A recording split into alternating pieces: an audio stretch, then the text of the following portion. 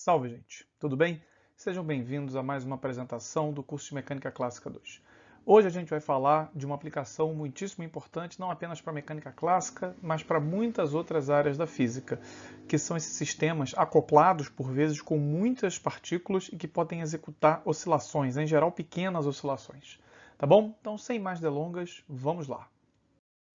Então, como dissemos, estamos interessados aqui em pequenas oscilações em torno do equilíbrio, tá certo? Então vamos recuperar um desenho que a gente já viu lá no curso de Clássica 1, né? Então vamos imaginar que essa aqui é uma coordenada x, essa aqui é uma coordenada y, e aqui nós temos um potencial como função de x e y. Nós estamos vendo aqui que ele tem, né, vários poços aqui, vários mínimos, tá certo? Então vamos, né, selecionar um desses mínimos aqui, tá bom? E se o sistema explora apenas a vizinhança aqui desses mínimos, ou seja, ele tem pouca energia além do mínimo aqui, energia cinética é baixa, o suficiente, o sistema só vai explorar aqui nessas regiões próximas aqui ao mínimo possível de energia, e então a gente pode pegar a expressão exata do potencial e expandir, né, nas primeiras potências aqui de ΔR. Lembrando que ΔR são esse desvio aqui das posições de equilíbrio. Então, trocando de cor aqui para tentar desenhar um pouco melhor, né? Então, nessa direção a gente tem, por exemplo, né, tentando fazer aqui na posição dos eixos. Então, nessa direção aqui, mais ou menos, a gente vai ter ΔY, e nessa direção aqui a gente vai ter ΔX, tá certo? E se ΔX e ΔY forem pequenos, a gente pode expandir aqui, né, o potencial numa série de potências, podemos truncar aqui em segunda ordem. Na verdade, em princípio, até poderia se pensar que a gente pode truncar em primeira, né?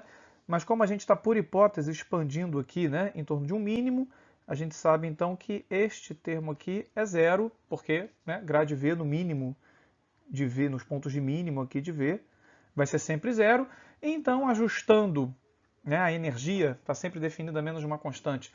Então, ajustando essa constante para eliminar também esse cara aqui, a gente fica então só com esse termo, e aí esse cara aqui é uma constante, né, que a gente pode chamar, depende de J, depende de I, desculpem, né, aqui tá, né? Então, depende de J, depende de I, então vai ser uma constante aqui IJ, tá bom? Vezes os deslocamentos ΔRI, ΔRJ. A maneira mais simples, muito embora talvez um pouco artificial, de ilustrar esses sistemas de oscilações acopladas é pensar num sistema como esse que está desenhado aqui, né? Então a gente tem, por exemplo, essa primeira partícula aqui de massa M1, essa segunda aqui de massa M2, etc. E nós temos aqui então essas molas, né, de constante elástica K1, essa mola aqui de constante elástica K2, etc. Nenhuma das partículas, nenhuma das molas precisam ser iguais. Tá certo? Isso aí é claro, né, que quando a gente pensa, por exemplo, na oscilação dessa partícula aqui, né, ela oscila para cá, então ela oscila para cá. Então essa mola aqui, por exemplo, é contraída, essa mola aqui é esticada, tá certo?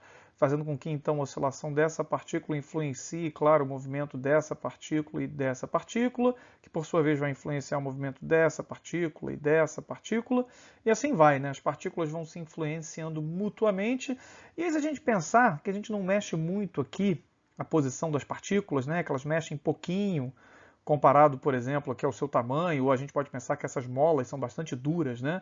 Então é difícil da gente mexer essas partículas aqui.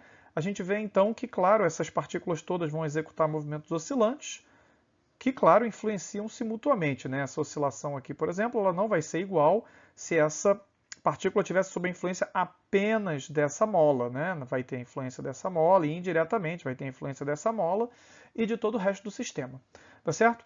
Bom, como eu disse, né, a gente pode pensar que esse sistema é um pouco artificial, mas na verdade existem muitos sistemas na natureza que podem ser, em alguma aproximação, modelados por isso aqui. O caso, por exemplo, das oscilações mecânicas dos cristais. Tá certo? Então, os cristais podem ser pensados como, né, átomos ocupando sítios aqui de uma rede, tá certo? E, na verdade, essas ligações aqui podem ser pensadas numa aproximação bem grosseira como sendo molinhas, tá certo? Essa mola ficou péssima, né? Podem ser pensados aqui como molinhas, tá bom? onde cada ligação dessa aqui, né? Estão apagando aqui para a gente ver as cores diferentes, né? Então essas ligações aqui podem ser caracterizadas também, né? De forma novamente grosseira, né? Por constantes elásticas aqui, né? K1, K2, etc. Então isso faz com que esse cristal aqui, por exemplo, ele fique oscilando, né? Esses átomos aqui, todos eles oscilam aqui, tá certo?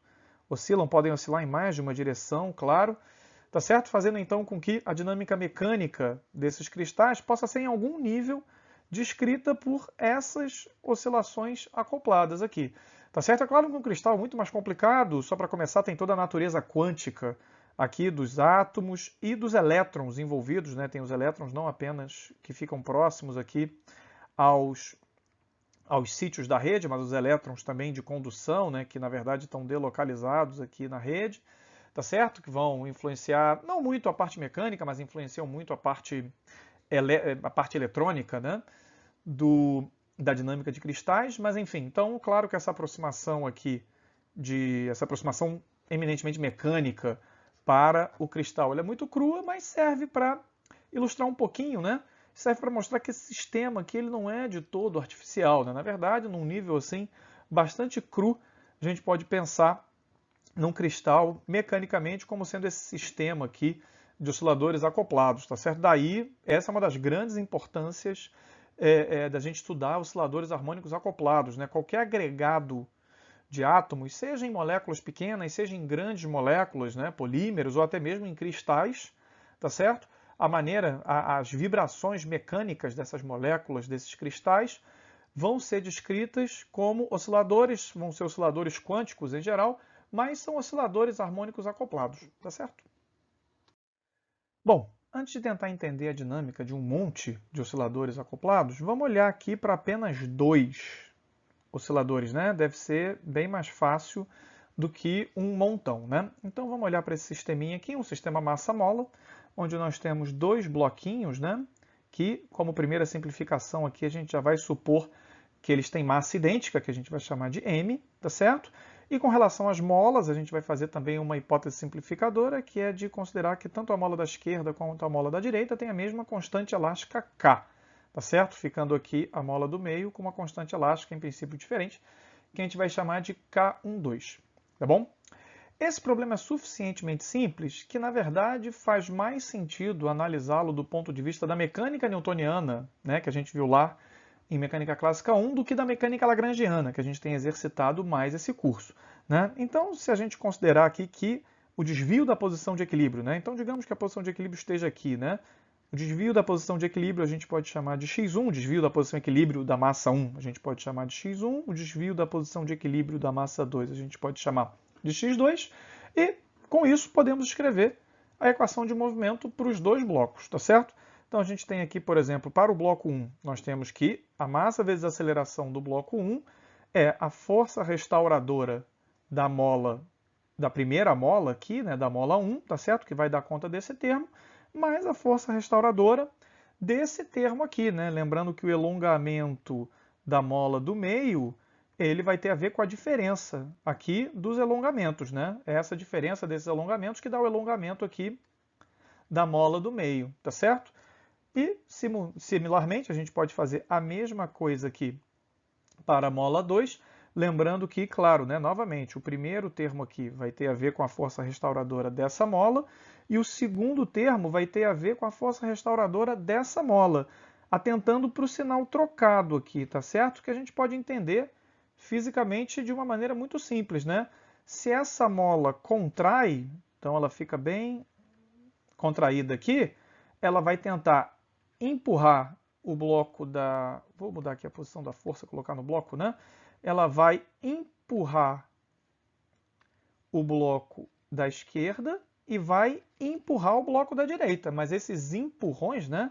Então a gente pode chamar de F1 aqui e F2, eles estão, claro, em sentidos opostos, né? E a mesma coisa se a mola estiver elongada, né? As forças, né? A força vai ser de puxar aqui e de puxar aqui, e claro, as forças vão estar em sentidos contrários também, tá certo?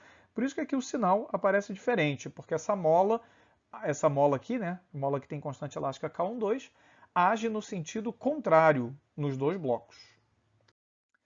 Bom, Nós temos então nossas equações aqui, e muito embora elas sejam relativamente simples, elas têm um pequeno complicador, que é o fato de que elas são acopladas, ou seja, a equação aqui que tem a derivada em x1, né, ela tem o termo em x2, enquanto que a equação que tem a derivada em x2, ela tem um termo em x1, tá certo? Bom, acoplamentos podem, em geral, gerar grandes complicações, né? Mas aqui a gente tem um acoplamento tão simples que a gente vai conseguir resolvê-lo quase que ao vivo aqui, tá certo? Por quê? Porque um dos acoplamentos, uma das maneiras, né, de desacoplar essas equações vem simplesmente somando as duas, tá certo? Quando a gente soma as duas equações, esse termo aqui cancela, tá certo? E aí a gente pode então escrever essa equação, né, dessa forma, sendo que a gente pode utilizar a linearidade aqui da derivada, né, para tirar os dois pontos aqui do parêntese, né, escrever a derivada da soma, tá certo? E aí, então, definindo essa nova variável, né, xc, que é simplesmente a soma de x1 mais x2, a gente pode escrever essa equação aqui assim, né, que é essencialmente não, é exatamente a equação do oscilador harmônico, né? Então, não apenas nós produzimos uma equação desacoplada, ou seja, uma equação que envolve apenas a variável xc, como ela é idêntica à equação do oscilador harmônico, que a gente sabe resolver, tá bom? Bom, o problema não acabou ainda, né? Se a gente tinha duas equações acopladas, é natural esperar que a gente precise de duas equações desacopladas para resolver. E, felizmente, nesse caso, a segunda equação a gente pode obter de uma maneira quase tão simples quanto a outra, que é simplesmente subtraindo uma equação da outra, né? Quando a gente faz isso, a gente obtém uma equação agora para a diferença, né? E aí, fazendo aqui a mesma coisa, né? Passando esse cara para cá, a gente pode definir uma variável nova, né? x1 menos x2 igual a xr, tá certo? E aí podemos escrever então essa equação para xr, né? Dois pontos, podemos colocar a x1 menos x2 em evidência, né? Então isso fica menos k mais 2k, 2, xr, né? Ou seja, novamente, uma equação desacoplada e também idêntica à equação do oscilador harmônico, muito embora com uma constante elástica diferente. A gente vai falar sobre isso daqui a pouquinho, tá bom? Então, a gente foi bem sucedido em conseguir duas equações desacopladas e, claro, para terminar o problema, a gente precisa voltar para as variáveis antigas, né? Que a gente pode fazer, nesse caso, de forma bastante simples, né? Basta usar essa identidade trivial aqui, né, para x1, que a gente vê, então, que isso aqui nada mais é do que xc sobre 2 mais xr sobre 2. E assim a gente escreveu x1, a gente pode escrever x2 de forma totalmente análoga, tá certo? Não vou fazer aqui para não bagunçar ainda mais esse slide, tá bom? Então a gente resolveu o problema. Essas variáveis aqui, essas novas variáveis, né, que a gente encontrou, vão constituir os chamados modos normais do problema, ou seja, são esses modos que oscilam de forma desacoplada, tá certo? E aí os modos acoplados podem ser escritos em termos desses, tá certo? A gente já vai falar de uma maneira mais sistemática de como encontrar esses modos normais, né? Aqui a gente encontrou de uma forma um pouco intuitiva, mas enfim, é realmente a solução mais fácil nesse caso de apenas dois osciladores, tá certo? O que é muito bonito aqui nesse caso é que essa separação ela tem uma pegada física, ela tem uma ilustração física bastante interessante, que é a seguinte, né? Se a gente olhar para esse cara aqui nada mais é do que o centro de massa, né, do sistema de dois blocos, tá certo? E essa equação aqui, né, ela está dizendo que o centro de massa oscila com frequência raiz de K sobre M, né? Oscila com a mesma frequência dos osciladores originais, tá certo? Ou seja, se a gente voltar, pegar um desenhozinho aqui do nosso oscilador, né? O XM que está aqui no meio, né? Ele oscila com a frequência raiz de K sobre M, né? E como é que a gente pode imaginar o centro de massa oscilando? A gente imagina o centro de massa oscilando pensando numa oscilação rígida dos blocos, né? Então, o pontinho ali não vai se mexer, então vou apagar. Mas quando eu animo esses dois blocos, né, a gente pensa, então isso seria uma interpretação física do modo XC, tá certo? Da mesma forma, o modo XR também tem uma interpretação, né? E o fato dele dizer respeito aqui à diferença, né, faz com que a gente possa pensar na oscilação reversa, né, na oscilação exatamente contrária. Esse modo, né, vou deixar vocês pensando um pouco sobre isso, ele pode ser pensado, então, como o modo onde justamente o centro de massa fica parado, né? Porque ele tem que ser independente do centro de massa. Na verdade, ele pode se mostrar que ele é até ortogonal, tá certo?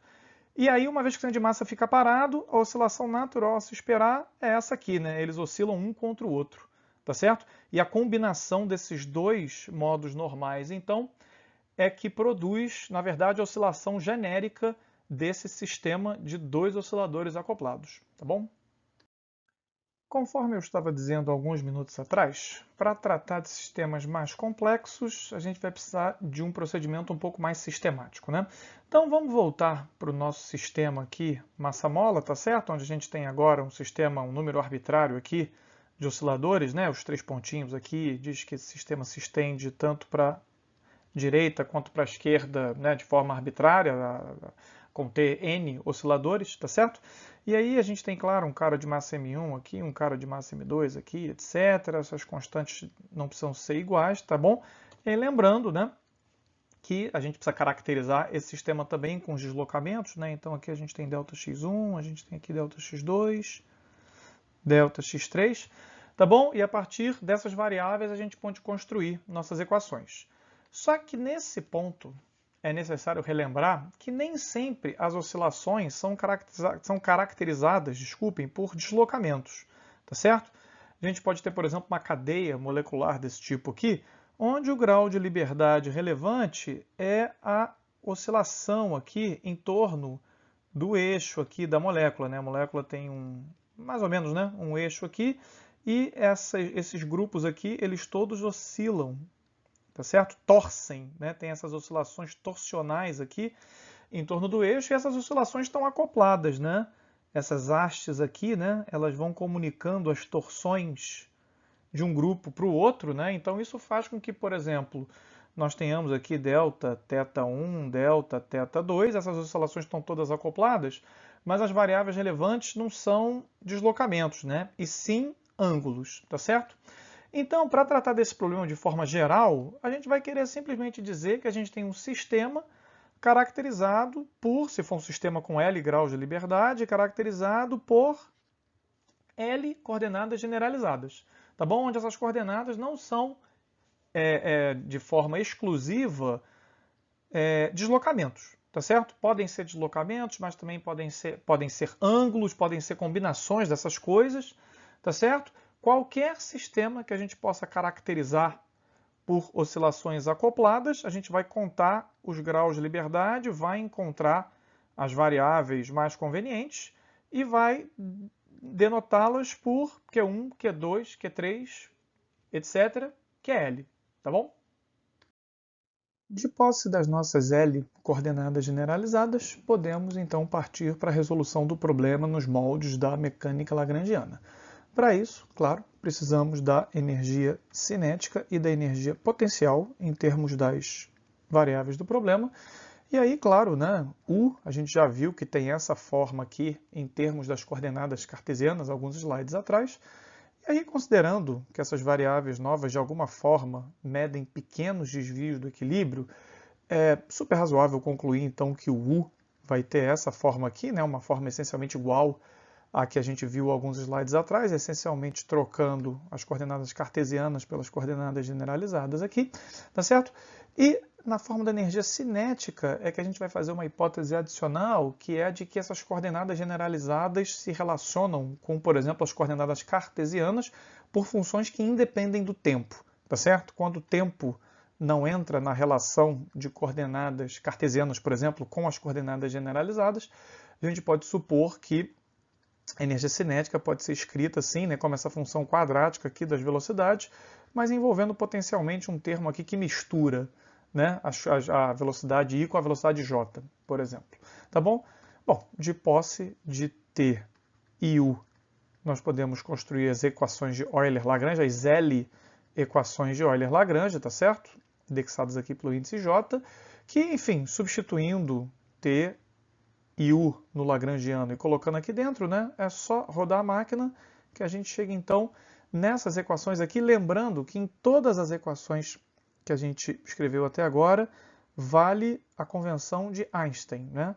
Então, índices que aparecem repetidos estão somados, tá certo? Todos esses índices aqui, I e J, nas equações de T e U, e aqui, né, J apenas, né, na equação aqui, né, nessa equação diferencial de segunda ordem, todos esses índices estão somados de 1 até L, tá certo? Notem que o I aqui aparece sozinho, né? Então, por consistência aqui, né, a gente deveria ter escrito I e não J. O I aqui está sobrando, então ele não está somado, né? São L equações, tá certo? E, claro, cada equação aqui vai ter L termos, né? Porque os J's aqui estão somados, tá certo? Então nós temos aí esse conjunto de equações, esse conjunto de L equações de segunda ordem acoplados, né? M I, J e K e J são constantes, não dependem das coordenadas generalizadas. E aí, claro, né, tendo uma equação de segunda ordem linear a coeficientes constantes, a gente pode tentar uma solução desse tipo, né? O QI ele é dado por uma constante vezes uma função harmônica aqui do tempo, tá certo? Nós temos aqui 2 graus, né? Nós temos aqui 2 constantes a serem ajustadas pelas condições iniciais, tá certo? É uma equação de segunda ordem, então precisa de 2 constantes, tá certo? E a gente vai tentar então essa solução, porque a gente sabe, né, que funções harmônicas aqui satisfazem equações diferenciais de segunda ordem a coeficientes constantes. Então, substituindo esse tipo de solução, né, substituindo essas soluções aqui dentro, a gente tem então essa equação algébrica, né, uma equação agora que só envolve os Q's aqui, tá certo? Onde a gente ganhou esse termo aqui, né, ele vem da segunda derivada aqui desse termo, né, pula um menos ômega quadrado. E aí, claro, né, agora a gente pode colocar o Q aqui em evidência, escrever essa equação aqui nessa forma matricial, né, então K e M agora são matrizes, né, as matrizes que tem K e J e M e J de entradas, e aí, para que essa solução, né, a gente chegou numa equação algébrica aqui, e claro, né, para que essa equação, desculpe, tenha solução não trivial, ou seja, soluções para as quais Q é diferente de zero, a gente precisa, isso vem da teoria geral das matrizes, que essa matriz aqui tenha determinante nulo, né? Essas barras verticais aqui significam determinante da matriz. Então a gente precisa que essa matriz aqui tenha determinante nulo, o que está mais ou menos explicitamente escrito aqui, tá bom? Então a gente tem essa condição a satisfazer. Podemos pegar a expressão semi-explícita do determinante que a gente acabou de escrever e, claro, recolocá-la nessa forma aqui mais elegante, né? Fazendo menção apenas às matrizes K e M, tá certo? E aí, claro, né? Sabendo que essas matrizes são matrizes L por L, a gente lembra que o determinante, né, não pode pegar mais de um termo de cada linha, nem de cada coluna. Então, quando a gente for expandir esse determinante aqui, a gente vai ver que esse determinante dá um polinômio aqui de grau L em ômega 2, né? Ou seja, a maior potência de ômega 2 que vai aparecer é ômega 2 elevado a L, tá certo? Isso é consequência, né, da forma do determinante. E assim sendo, né, vocês se lembram lá da teoria das equações polinomiais, uma equação de grau L, né, temos então um polinômio aqui igual a zero, né, uma equação de grau L tem, no máximo, L soluções distintas, tá certo? Então a gente chegou num problema aqui que simplesmente isso pode ser bastante difícil, talvez tenha, em muitos casos, inclusive, só pode ser resolvido numericamente, mas conceitualmente a gente chegou nesse problema simples, que é a determinação de L soluções de um polinômio de grau L, tá certo?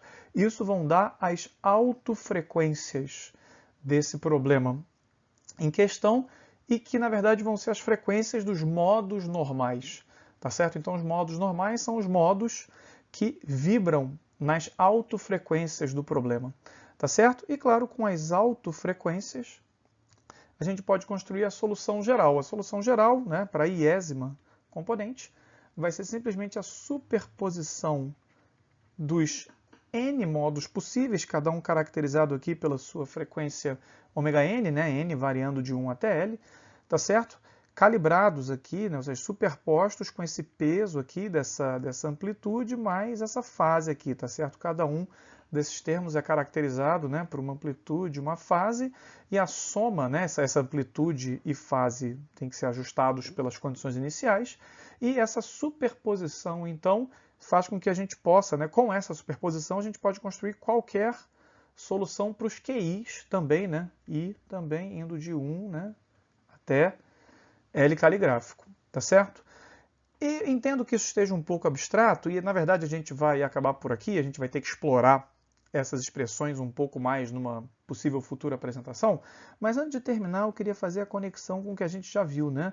A gente pode certamente relacionar isso com o caso lá dos dois blocos, né? Lá nos dois blocos a gente tinha, né, I igual a 1 ou 2, e a gente tinha aqui o QI, ele era a superposição, né, do Q 1, 1, né?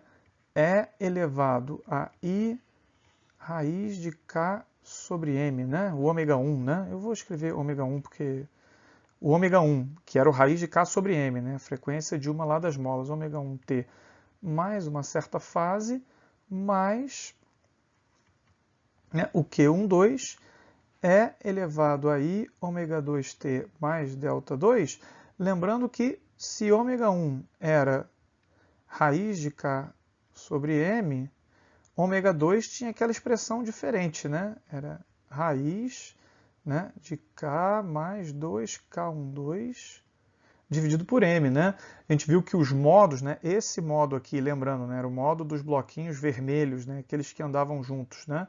Esse modo, ele vibrava com a frequência, né, original lá de uma das molas, enquanto que os bloquinhos azuis, né, eles vibram com essa frequência maior, né? Esses que vibram né, vibravam em oposição aqui, eles vibram com essa frequência maior, né? Essas são simplesmente as autofrequências dos dois modos possíveis aqui, tá certo? Quando a gente tem mais graus de liberdade, a gente precisa somar mais, né? E de maneira geral, nós teremos L termos aqui, tá bom?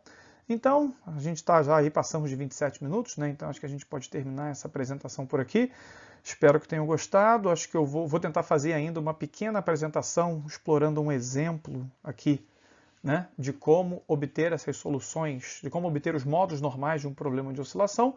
Mas por enquanto, né, ficamos por aqui, tá bom? Espero que tenham gostado e até mais.